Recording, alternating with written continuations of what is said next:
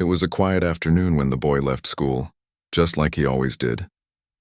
His backpack hung loosely over one shoulder, and his basketball shoes squeaked slightly against the wet pavement.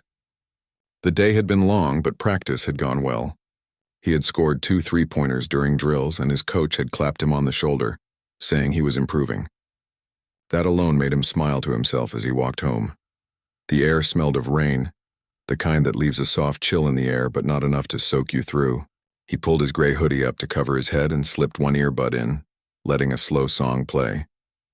The neighborhood was quiet, lined with small houses, trimmed lawns, and the occasional barking dog. He liked walking home this way, just him, his thoughts, and a bit of music to fill the silence. Halfway down the street, he noticed a police car turn the corner ahead. It wasn't unusual. They often passed through the area, but this time the car slowed down as it got closer. The boy kept walking, keeping his hands visible by his sides, not wanting to draw attention. He'd seen enough news to know how quickly things could turn wrong. The cruiser rolled past him once, then made a U-turn at the end of the block. He felt the prickling of unease crawl up his spine. Maybe they were looking for someone, he thought. He had nothing to hide. Still, the unease stayed with him. He kept walking, eyes forward, heartbeat quickening even though he tried to stay calm. Moments later, the flashing lights came on behind him. Red and blue reflections danced across the wet pavement. The sound of the siren chirped once, a sharp, short burst that made his chest tighten. He stopped walking and slowly turned around. 2 officers stepped out of the car. One was taller, maybe in his late 30s. The other looked younger, maybe mid-20s. Their hands rested near their belts. The boy swallowed hard, trying to stay calm. He told himself they probably just wanted to ask something. "Hey, you there," one of the officers called. "Come here for a second." The boy hesitated, then nodded and walked a few steps toward them. "Yes, sir," he said quietly. "Where are you coming from?" the older officer asked. "From school, sir. Basketball practice." The officer's eyes scanned him from head to toe, taking in his hoodie, backpack, and sneakers. "You live around here?" "Yes, a few blocks down that way," the boy said, pointing toward his street. The younger officer spoke up. "You got some ID on you?" The boy reached for his pocket, then froze.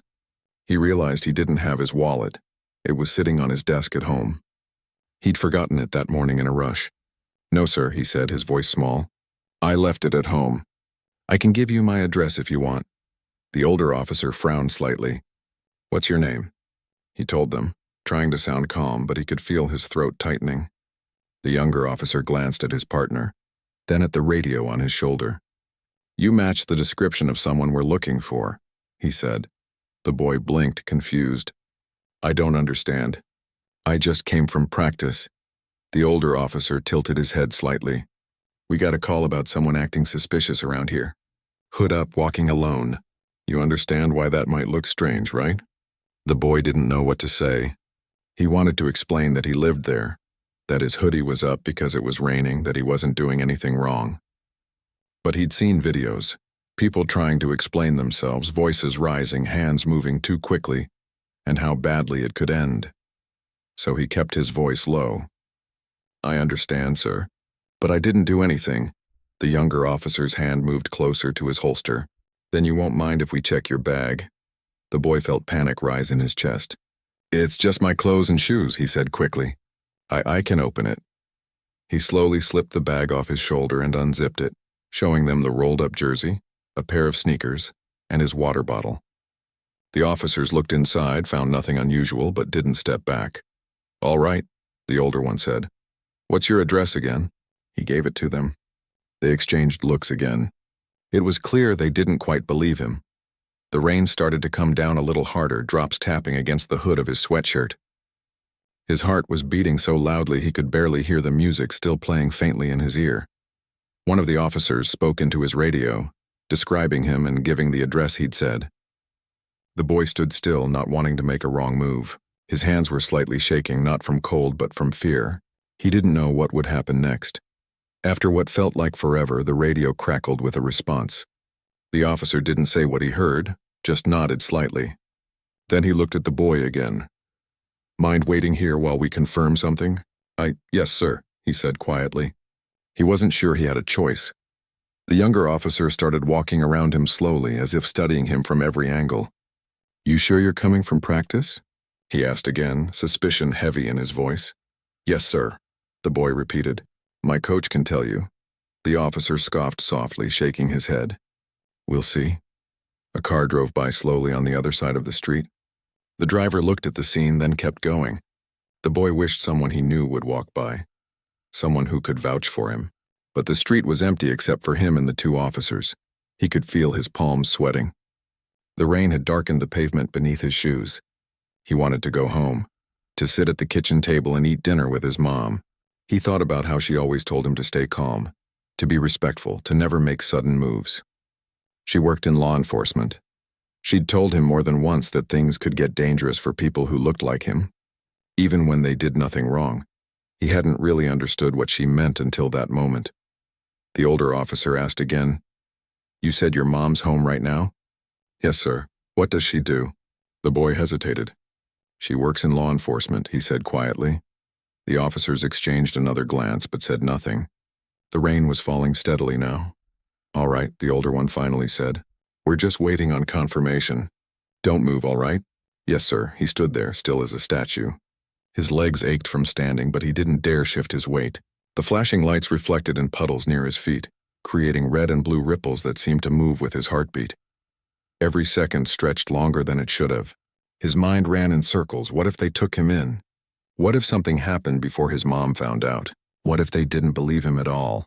He wanted to ask if he could call her, but he didn't know if that would make things worse. The younger officer sighed, pacing slightly. You sure about that address? He asked again. Yes, sir. I've lived there since I was little. You been in any trouble before? No, sir. Nothing at school? No. The officer gave a short, skeptical laugh, as if he didn't quite believe anyone could be that clean. The boy's throat felt dry. He wished he could just disappear, wished the rain could wash away the moment and let him walk home like it was any other day. But it wasn't. He knew that even if nothing happened now, he'd never forget the feeling, the sharp, cold fear of being seen as something he wasn't. The older officer's radio crackled again. This time he stepped aside to listen. His face changed slightly as he heard the voice on the other end. The boy couldn't make out the words, but whatever was said seemed to calm the officer. He nodded, muttered a short reply, and clipped the radio back. All right, he said finally. Looks like you're clear. Go on home. The boy blinked, barely believing it was over. Thank you, sir, he said quietly. He picked up his bag, slipping it over his shoulder. As he turned to walk away, the younger officer called out, Hey, next time, carry ID. You could save yourself some trouble. Yes, sir, the boy said softly, though his chest still felt heavy. He started walking again, his steps slower this time. The police car stayed parked for a moment before finally driving off. The lights faded into the distance and the rain began to lighten. He didn't look back. He just wanted to get home. When he finally turned onto his street, he saw the familiar glow of his porch light through the rain. Relief washed over him, but it was mixed with something else. A quiet anger, a sadness he couldn't quite name. He pushed open the gate, climbed the steps, and stood there for a moment before going inside. His hands were cold, his heart still racing. Inside, the house smelled like dinner, something warm and familiar. But before he could even take off his shoes, he heard a voice call from the kitchen, asking why he was so late. He hesitated before answering. He didn't know how to explain what had just happened or how close he had come to something worse. So he just said softly, It started raining. The next morning started quietly. The sky was clear, and sunlight came through the blinds, warming the edge of his bed. He lay there for a while, staring at the ceiling. His body was awake, but his mind was still heavy with what had happened the evening before. Every time he closed his eyes, he could still see the flashing lights, still hear the sharp tone in the officer's voice, still feel that mix of fear and confusion twisting in his stomach. His mom knocked softly on the door. You up? She asked. Yeah, he said. She peeked inside. Breakfast ready. He sat up, rubbing his face. Okay, I'm coming. When he came into the kitchen, she was already dressed for work, her badge clipped to her belt. The smell of coffee filled the room, and toast sat on a plate beside her. He poured himself some cereal and sat quietly at the table. She noticed how quiet he was but didn't say anything right away. She'd been trained to read people, and she could see there was something behind his silence. You're thinking about something. she finally said. He nodded. Yeah, she waited. Want to talk about it? He hesitated, then told her what happened. Every word came out slow at first, but once he started, it all spilled out. The car circling, the lights, the questions, the way the officers looked at him. He told her how scared he'd been, how small he'd felt standing there under those flashing lights. Her face stayed calm, but her eyes grew sharp with focus. She listened to every detail, not interrupting once. When he finished, she took a slow breath, then said softly, "You did the right thing. You stayed calm. I'm proud of you." He looked up at her. "They didn't believe me. I told them who I was, where I live, everything. But it didn't matter." "I know," she said quietly. "Sometimes it doesn't, not right away." He frowned. "But you work with cops. They should know better." She sighed, rubbing her temple. "They should, but not all do. Some get too used to thinking everyone they stop is dangerous. They forget they're talking to people." He looked down at his bowl. "I don't get it. I didn't do anything wrong." She leaned closer. "I know you didn't. That's the hardest part. You can do everything right, and still, someone might see you as a threat before they see you as a person. That's what I've been trying to change from the inside." Her voice was calm, but he could hear something firm underneath. A quiet anger, controlled, but powerful. "Did you get their names?" she asked. He nodded. "They said them when they pulled me over. I think I remember one of the names." "Good," she said, reaching for her phone. "I'll handle it." He blinked. "What do you mean?" "I mean, I'm going to find out what happened on their end. If there was a call, if there was a reason, if they followed proper procedure, you don't need to worry about that part." He nodded slowly, but the unease still sat heavy in his chest. "I don't want trouble." She looked at him. "You didn't cause trouble. You were the one stopped for no reason. Don't ever think that being quiet about something wrong makes it go away. Sometimes silence gives permission for it to keep happening." He didn't answer. She stood up, adjusted her jacket, and kissed the top of his head. "I'll be home early today. Go straight to school, okay?" "Yeah." After she left, he sat for a while longer, spoon untouched in the bowl. The milk had gone warm, but he didn't care. He replayed the scene again and again in his mind, trying to make sense of it. It felt strange, how normal the day had started and how fast everything had shifted. He'd walked home so many times before. Why that day? Why him? When he finally left for school, the air outside was cool and bright. Kids laughed in front yards. A dog barked somewhere down the street. A bus honked as it turned a corner. Everything looked normal again, but it didn't feel normal. At school, a few friends noticed he was quieter than usual. He brushed it off, saying he was tired. During lunch, one of them mentioned seeing a video on social media about some kid who was stopped by police near their neighborhood. The boy froze. The video. He took out his phone and opened his messages. There it was. His classmate had sent him a link with a short clip. Someone across the street must have recorded it. The clip showed him standing in the rain, the officers around him, lights flashing. His face wasn't clear, but the voice, the hoodie, the scene, it was unmistakable. His hands trembled slightly as he watched it. It wasn't long, maybe 20 seconds, but it was enough. Enough for people to see what he had felt. That evening, his mom came home earlier than usual, just like she promised. She looked tired, but there was a look in her eyes that he couldn't read. Some mix of frustration and control. "I spoke with their supervisor," she said. He looked up from the couch. "What did they say?" "They confirmed they stopped you because of a call about a suspicious person." The caller didn't give much detail. Just said someone was walking with their hood up and seemed to be looking at houses. "That's it?" he asked, incredulous. "That's it. And they thought that was enough?" She nodded slowly. "It shouldn't have been. They were supposed to assess first before engaging. They didn't follow proper de-escalation steps." He sighed, rubbing his face. "They didn't even say sorry." "No," she said quietly. "They rarely do. But I'll make sure this doesn't get buried." He looked at her, realizing again how strong she was. It wasn't the loud kind of strength, not the kind that needed to prove itself. It was steady, quiet, and unshakable. Later that night, she sat in her home office typing up a report. He stood in the doorway watching her for a moment. "You're really going to do something about it?" he asked. She looked up. "Of course. I've spent years teaching officers how to recognize bias. If it happens to my own child and I stay silent, what does that say about me?" He nodded slowly. "I just don't want this to get worse for you." "It won't," she said softly. "Truth doesn't make things worse. It brings things out into the open. He went back to his room and lay on his bed, scrolling through his phone. The video had started to spread. People were sharing it, some commenting words of support, others arguing about what really happened. He didn't want to read the comments, but his eyes kept going back to them anyway. Some people said the officers were just doing their job. Others said it was clear bias. A few said they were glad the situation didn't end worse. He put his phone face down and stared at the ceiling again. It was strange being the center of something he never asked for. The next day, when he got home from school, there was a black SUV parked in front of the house. His mom stood in the driveway talking to a man in uniform. He recognized the patch. It wasn't local police. They were federal. He stayed at a distance, not wanting to interrupt. When the man left, his mom waved him over. "That was one of my colleagues from the bureau," she said. "They're looking into what happened.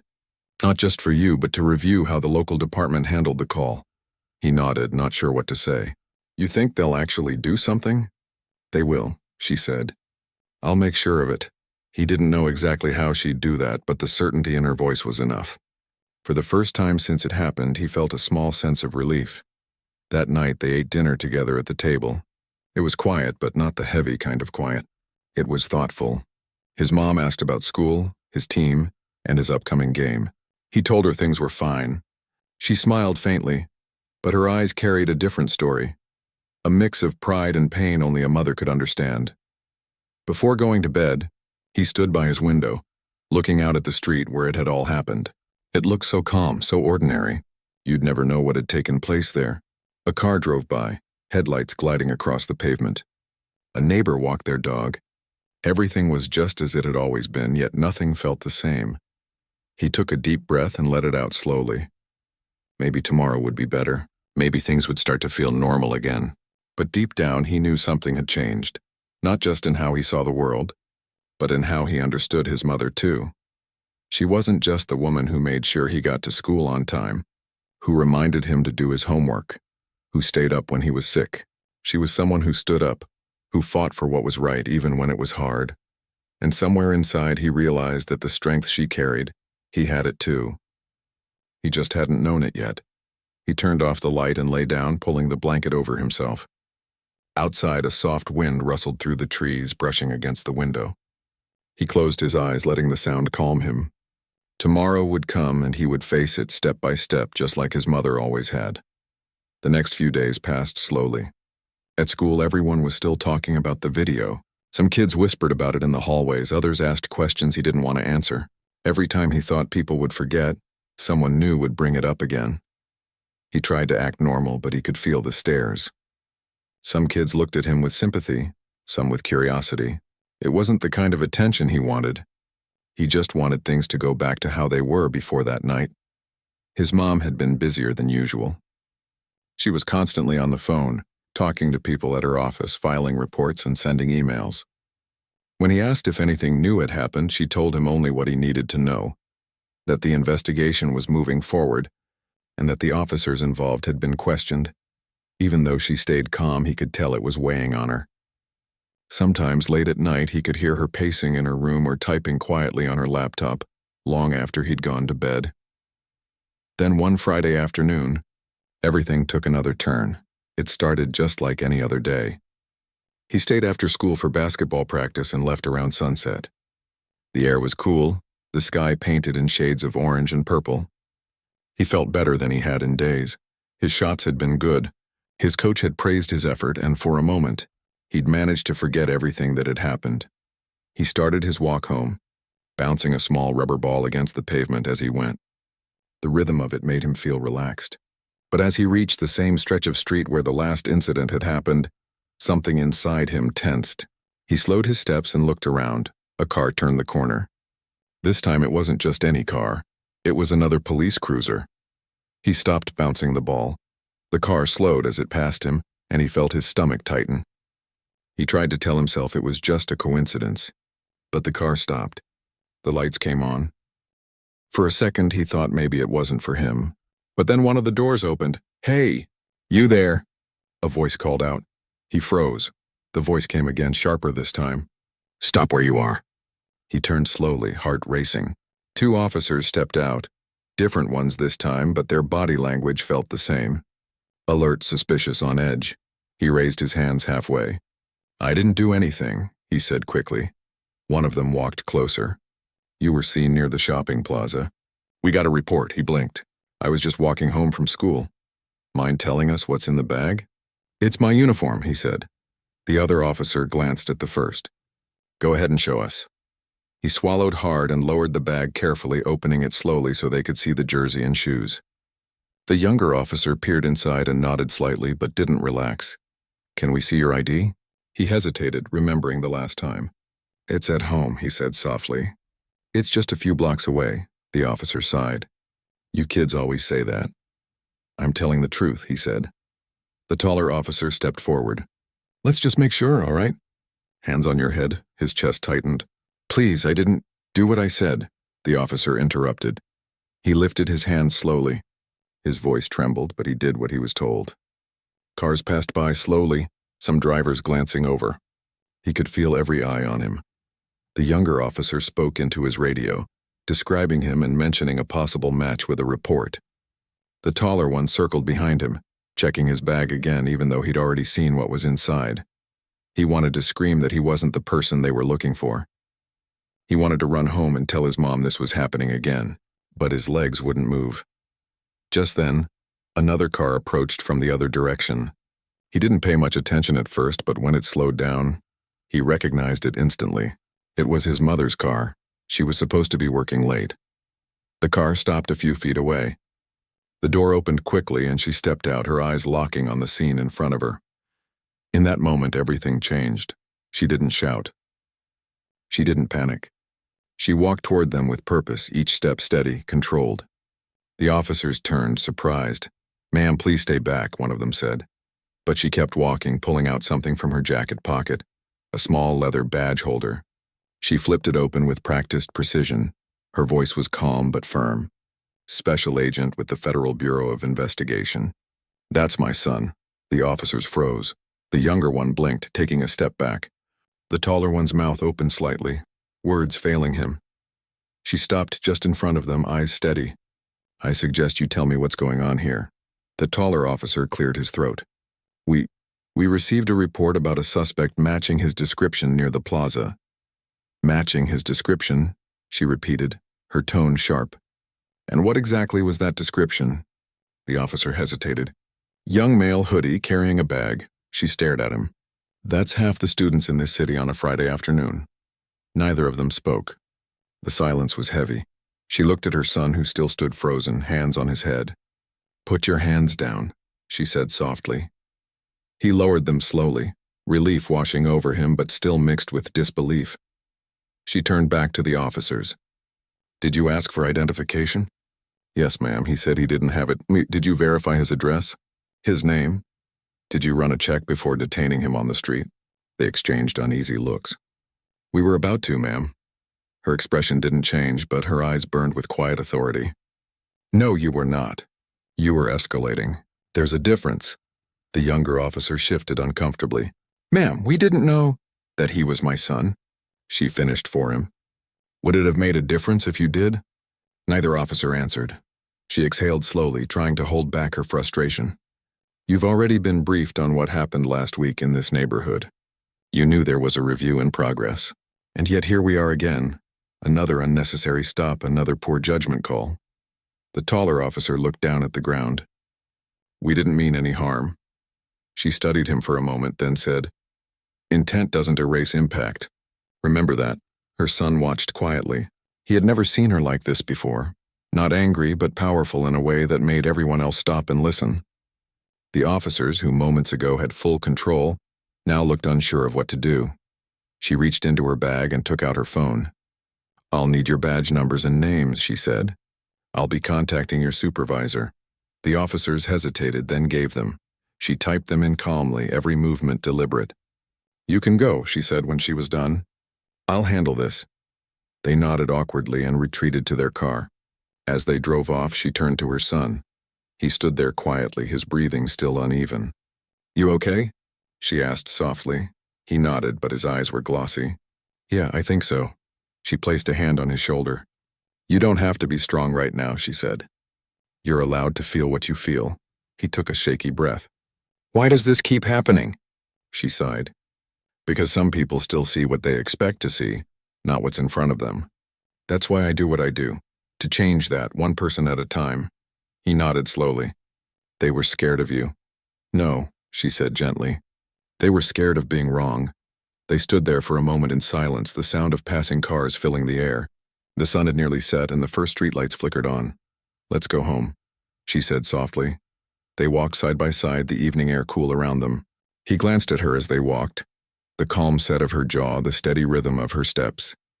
He had always known his mom was strong, but now he saw her differently. Not just as a parent, but as someone who carried responsibility far beyond their home, someone who used her voice for people who didn't always have one. When they reached the house, she unlocked the door and let him in first.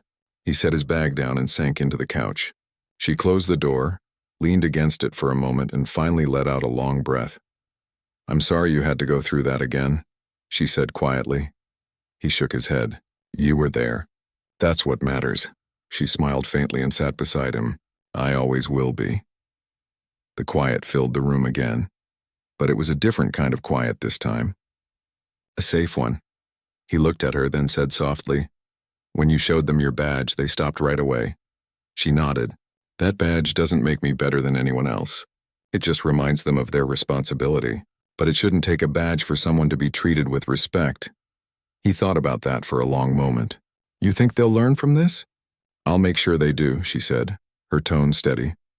Outside, the last bit of daylight faded, leaving only the hum of streetlights and the faint chirping of crickets. Inside the small living room, the two of them sat quietly, mother and son, both changed by what had happened, both understanding more deeply than ever what it meant to stand up, stay calm, and speak truth even when the world didn't want to hear it.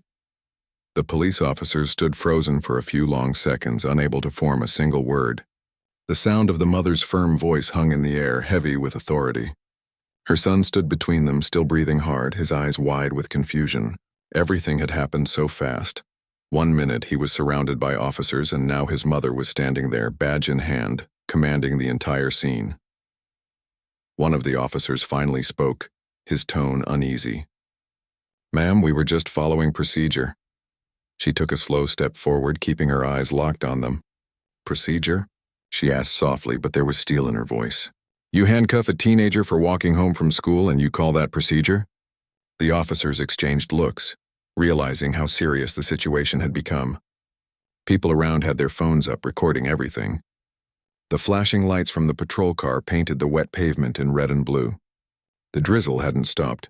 Tiny drops clung to her jacket and hair, but she didn't seem to notice. Her focus was on her son, and the men who had just frightened him. Her son looked at her, a mix of relief and embarrassment washing over his face. He didn't want to cry, but the tension of the last few minutes was still heavy in his chest. His hands, which had been trembling moments ago, started to settle. For the first time since the lights flashed behind him, he felt safe.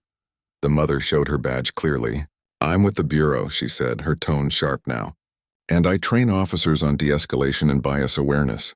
So before any of you say another word, I suggest you think carefully about what you just did." The younger officer stepped back slightly, his posture changing. The other one tried to explain. "We had a call about someone matching his description. Hoodie, dark pants, walking near the park." She raised an eyebrow. "Matching his description? Do you have a specific suspect or just a stereotype?" Her question hit hard. The officer's mouth opened, then closed again. He didn't have an answer that would make sense. Around them, the small crowd was growing, whispering, watching. A few people nodded quietly, knowing exactly what she meant. She turned to her son, her expression softening. "Are you okay?" she asked. He nodded, though his voice was shaky when he replied, "I'm fine, Mom." He wasn't, not really, but he didn't want to show how scared he had been. One of the officers cleared his throat. "We didn't mean any harm," he said, his tone uncertain.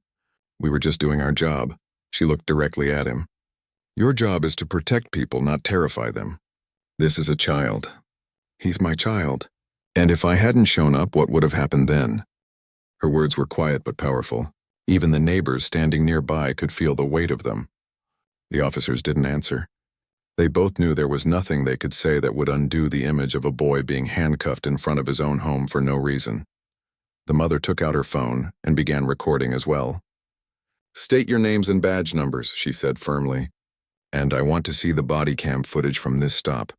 They hesitated, clearly uncomfortable now. But they complied, giving their information. She noted everything down carefully. "Good," she said, "because we're going to talk about this again with your department." The silence that followed was tense. The flashing lights, the rain, the low murmurs, it all felt unreal. The officers had gone from being in control to standing awkwardly in front of an FBI agent who was holding them accountable in front of witnesses. Her son took a deep breath, feeling his heartbeat slow down. He looked at his mother with pride now, seeing how she carried herself, strong, calm, unshaken. She wasn't yelling or losing control. She didn't need to. Her presence alone was enough to change everything. Finally, she turned toward the officer who had tried to handcuff her son. "Do you understand the impact of what you did?" she asked. "You didn't stop a criminal.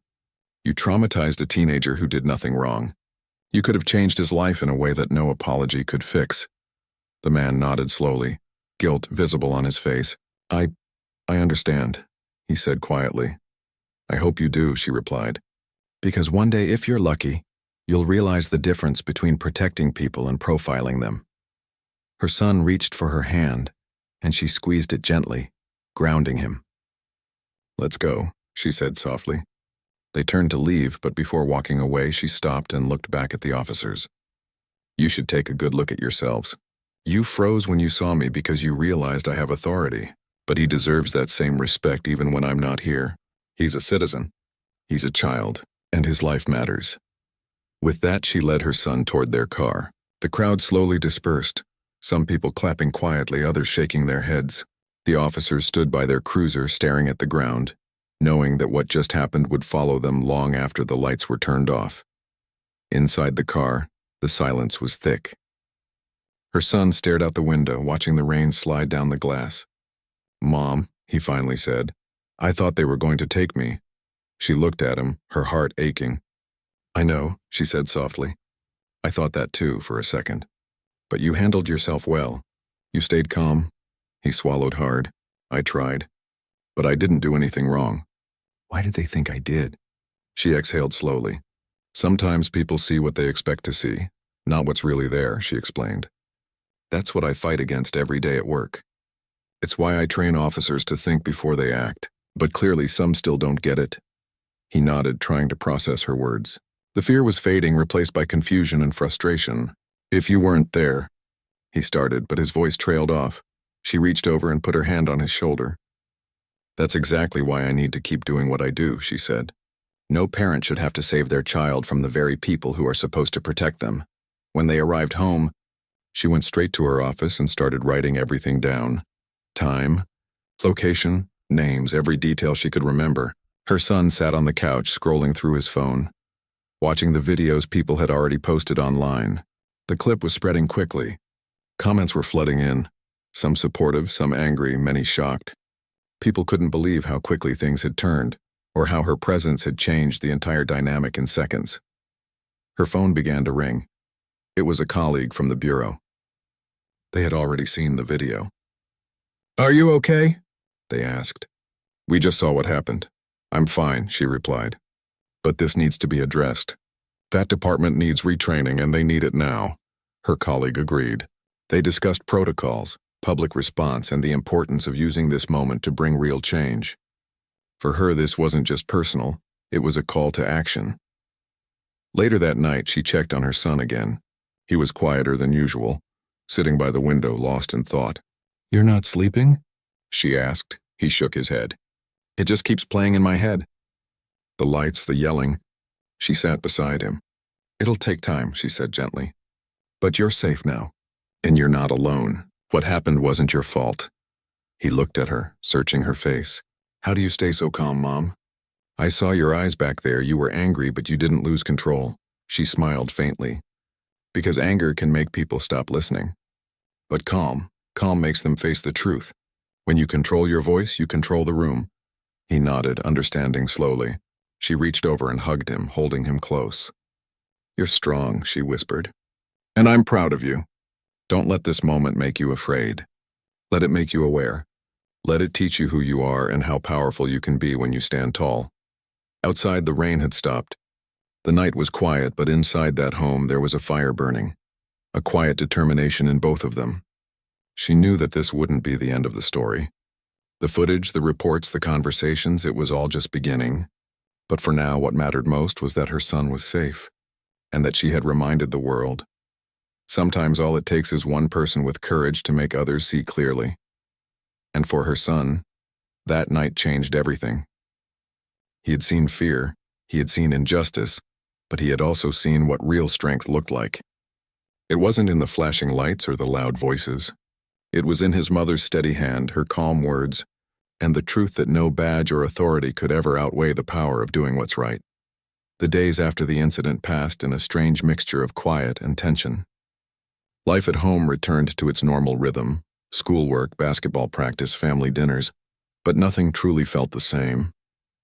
Even though the officers involved had been identified and the investigation was moving forward, the memory of that night lingered in the boy's mind. Every time he walked outside, he noticed the shadows differently, the glances from strangers differently. He felt aware now in a way he hadn't before. His mother, though busy with her work, made sure to check in every evening. She would sit with him at the kitchen table, helping with homework or just talking about his day. Sometimes she asked about basketball practice and he would shrug and say, "It was fine," though his mind often drifted to other things. She noticed it but never pressed. She knew that trust and patience were more powerful than questions. One evening, a week after the stop, she sat at her office desk, reviewing emails and reports. She had contacted the local police department's internal affairs division, requesting a formal review of the incident. She wanted to ensure that the officers understood what had happened, that there was accountability, and that steps were taken to prevent anything like this from happening to someone else. Her son came in quietly, holding a notebook. "Mom," he said softly, "can I ask you something?" "Of course," she replied without looking up. He hesitated as if unsure how to start. Do you think they'll change? The officers? People like that." She put down her pen and looked at him carefully. "Change isn't instant," she said, "but it can happen. It takes awareness, training, and sometimes moments like this, moments where they see the impact of their actions clearly." He nodded slowly. I don't want anyone else to feel what I felt." "That's why this matters," she said gently. "Your experience will help shape the future, not just for you, but for others. When people see the truth, they have a choice. Either they learn from it or they repeat it. We can't control everyone, but we can make sure someone is watching and holding people accountable." Her words sank in deeply. He realized that his fear and frustration had meaning. They weren't just random emotions. They were evidence, proof that something needed to change, and he was part of making that happen. Over the next few weeks, the local news picked up the story. A short report aired about a teenager who had been stopped by police in his neighborhood and how the intervention of a parent, an FBI officer, had prevented escalation. The boy watched the segment quietly with his mother, who explained that public awareness could sometimes help drive real change. "The more people see this, the more it reminds law enforcement why training and accountability matter," she said. He still felt the unease when he left the house, but there was a small confidence now. He understood that fear didn't have to control him completely. He had seen what it meant to face authority with calm and truth. He had seen that justice wasn't always instant, but it was still possible. One afternoon, he was walking home from school again. The sky was bright, the air warm, and children's laughter filled the streets. He noticed a police car slow down as it passed him. For a moment, his chest tightened, memories of the past weeks rushing back, but he kept walking, hands at his sides, head held high. The car drove past without incident, and he realized he could face these moments differently now. With awareness, caution, and the quiet strength his mother had shown him. Back at home, he shared small victories from school, from basketball, and even from conversations with friends who had seen the video. He spoke more freely than before, slowly letting go of some of the weight that had settled in his chest. His mother listened, offering encouragement, advice, or sometimes just a quiet smile. One evening, they sat together at the kitchen table eating dinner. The conversation turned to what had happened, the investigation, and what they could do to help other families. Mom, he said thoughtfully, I think I understand now why you do what you do. It's not just a job, it's protecting people even when they don't know they need protecting. She looked at him, surprised and proud at the depth of his words. Yes, she said softly. And sometimes it means showing up, even when it's difficult. It means standing for what's right, even if no one else is watching. He nodded. I want to do that too someday. Her eyes softened. You will. You already have, in a way. You stayed calm when you were scared. You told the truth. That's courage, too. Over the following months, the local police department reviewed the incident.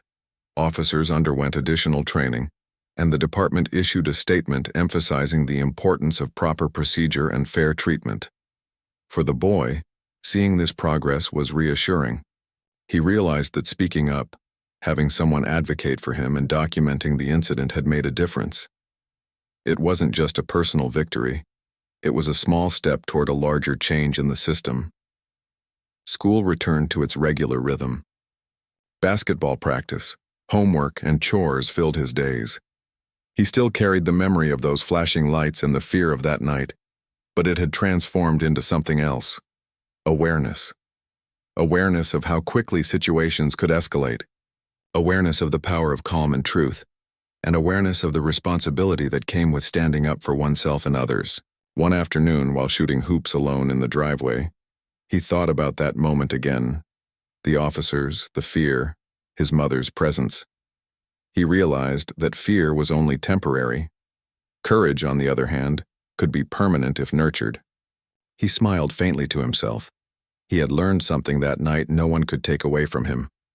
At home, his mother continued her work, advocating for better policies and accountability, but she also made sure he had the space to grow, learn, and live his life without fear. She reminded him that their family's strength wasn't in avoidance of danger. It was in facing it and knowing how to respond with calm, clarity, and truth. One evening, they sat together in the living room, the rain tapping gently against the windows. Mom, he said, I think I understand now. What you do, it's bigger than any one person. It helps everyone. She smiled, resting a hand on his shoulder. Yes, and you can carry that forward too. Strength isn't just about power. It's about using what you have to make things better, to protect others and to speak when the world isn't listening. He nodded quietly, feeling the weight and the meaning of her words sink in. He realized that the courage he had felt that night, standing there in the rain with officers around him, was only the beginning. There would be other moments in life, moments where fear would try to take control, but he now knew how to stand tall, how to face it, and how to trust in truth and calm. The months turned into a year. The video of the incident was still online, but it no longer carried only fear. It carried a message of awareness, courage, and the importance of accountability. People shared it, discussed it, and reflected on it. His experience had sparked conversations in schools, in neighborhoods, and even within police departments. At school, he grew quieter but more confident. He helped friends understand the importance of standing up for themselves, not through confrontation but through truth and composure. In basketball, he improved steadily, learning discipline, teamwork, and focus. In every step, the lessons of that night, the fear, the courage, the presence of his mother, guided him. He often thought about that moment when his mother appeared, badge in hand. It had been more than a rescue. It had been a lesson in awareness, accountability, courage, and the quiet power of doing what's right. And he knew that even though the fear would always be part of his memory, the strength he had felt alongside it would shape the rest of his life. One rainy afternoon, as he walked home again, he noticed the street differently. He noticed the faces of neighbors, the way light reflected off puddles, the quiet sounds of the city. He didn't feel the same panic he once had. He felt alert, aware, and strong. He had learned that life could be uncertain, that people could make mistakes, and that fear could appear without warning. But he also knew that courage, truth, and calm were tools he could always carry with him. When he entered the house, His mother was there, organizing papers and planning her next advocacy meeting. She smiled when she saw him. "Long day?" she asked. "Yeah," he said, putting his bag down. "But I think I understand more now. About everything." She nodded knowingly. "You've grown a lot more than you realize, and this is only the beginning. Life will test you, but now you know how to stand, how to respond, and how to speak. That knowledge is more powerful than fear." He smiled faintly. "Thanks, Mom." She reached over and ruffled his hair gently. "Always. And I'll always be here too. But someday you'll be the one helping others. That's how it comes full circle." That night he lay in bed, looking out the window at the quiet street. He thought about the flashing lights, the fear, and his mother's calm presence. He thought about the officers, the neighbors, and the small moments of courage that had changed everything. And he realized that life, even with its challenges and dangers, also carried moments of learning, strength, and hope. The story of that night would stay with him forever, not as a tale of fear, but as a reminder that even in the darkest, most frightening moments, truth, courage, and the support of those who care can make all the difference. And as he closed his eyes, he felt a quiet peace, knowing that while the world could be unpredictable, he now had the knowledge and the strength to face it, and to help make it better along the way.